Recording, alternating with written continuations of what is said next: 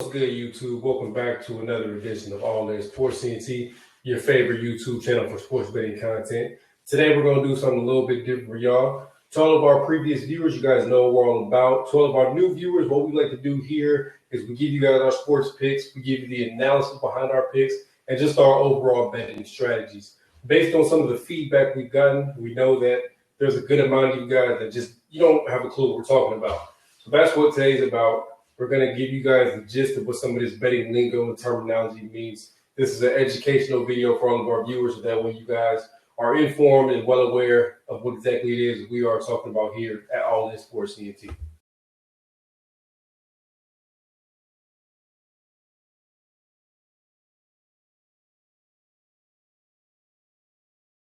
So today's episode is going to be short and sweet. Just going to introduce you guys to a few of the basics.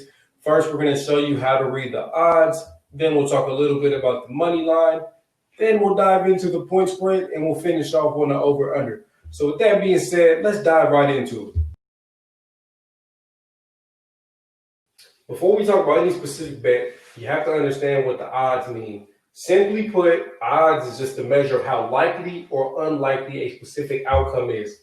That's all it is. In the sports betting world, this is a number that either has a minus or a plus sign in front of it. The minus in front of a number indicates that it's the favorite. The plus in front of a number indicates it's the underdog. The higher that number is behind the minus, the more likely that event or outcome is considered to happen. The higher the number is behind the plus, the less likely it's considered for that event or outcome to happen. So what does this look like in terms of your profit, the dollar amount? So say, for example, a team is minus 4,000 on the odds to win a game. For every $4,000 that you bet, you would return 100 in profit. Okay?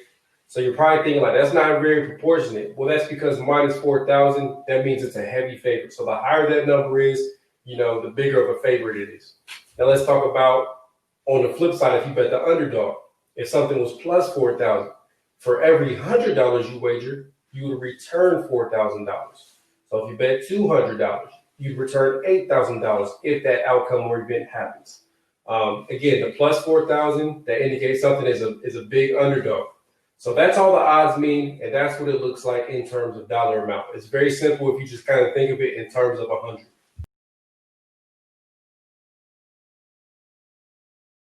Now that we know what the odds mean, let's talk about what the money line is. The money line is the most basic type of sports bet that you can play. Simply put, you're just picking a winner. Or if it's a fighter or if it's a tennis player, whatever it is, you're just picking a winner. You're just taking the odds on them to win. Whatever the odds are, that's all you're betting on. As an example, the Tampa Bay Buccaneers are playing the Detroit Lions this Sunday. Currently, Tampa Bay's minus 425 on the money line. So again, the minus, they're the favorite. Detroit's plus 300 on the money line. They're the underdog. So you would just pick one of those two teams. You would take the odds, and that's all it is to it. If the team you pick wins, you win. If the team you pick loses, you lose. It's the simplest bet you can play.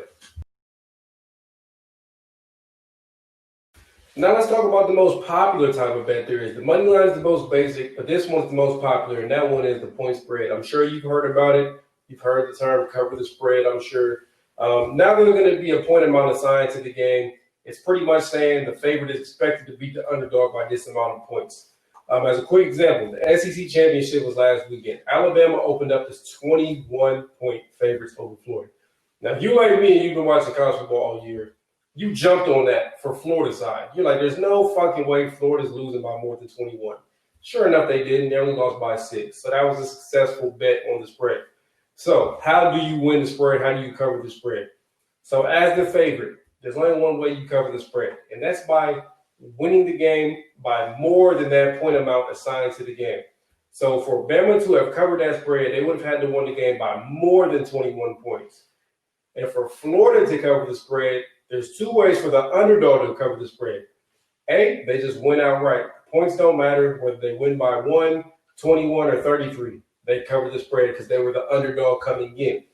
But if they lose, you can still win as long as it's less than 21, okay? They only lost by 6. That was an easy bet. If you watched Florida play, you knew they had the offensive firepower to kind of keep up with Bama. So that's how you cover the spread as the favorite and the underdog. Now you're probably thinking, like, why was it created? Point spread was created to incentivize us as bettors to bet on both sides. Because with money line bets, typically, most people just bet the favorite, right? Example: the Rams and the Jets played last week. The Rams were heavy favorites on the money line, and most people reasonably probably just bet on the Rams because it makes sense, right? They're a Super Bowl contender, even though their quarterback's playing like dog shit. And they're playing a winless team, right? So it makes sense for bettors to just be like, I'm betting on the Rams to win. But the point spread was created because they want us to bet on both sides. Because realistically, there was probably very few people that bet on the Jets. So the point spread, it gives us incentive to bet on the losing team. That's why it was created. Multiple ways to win money. You can capitalize off a team's loss. And that's probably why it is the most popular type of sports bet you can play today. All right, last concept we're going to talk about is the over-under. Now, this is another basic type of bet. This was actually the first type of bets I started playing when I started betting. It's very simple. It's exactly what it sounds like. There's going to be a point amount assigned to a game.